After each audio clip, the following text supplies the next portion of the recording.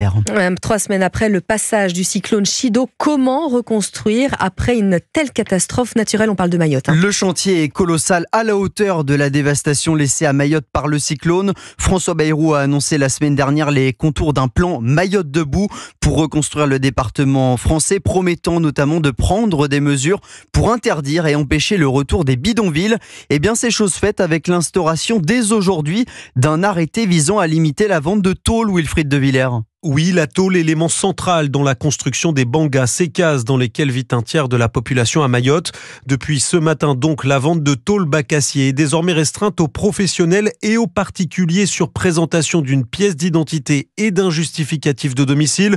Objectif, limiter la reconstruction des bidonvilles par la population précaire et bien souvent sans papier de l'archipel.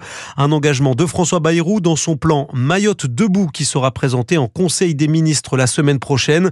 Mais dans les faits, 3 semaines après le passage du cyclone, des centaines de cases sont à nouveau sorties de terre dans les bidonvilles. Quelques jours à peine après la tempête, les habitants récupéraient déjà ce qu'ils pouvaient pour reconstruire au plus vite. Une urgence alors que c'est la saison des pluies à Mayotte et qu'ils n'ont aucune option pour se reloger. En début de semaine, le Premier ministre se disait conscient que la réduction des bidonvilles prendra du temps, notamment pour trouver et développer des centres d'accueil. Wilfried de Villers pour Europe.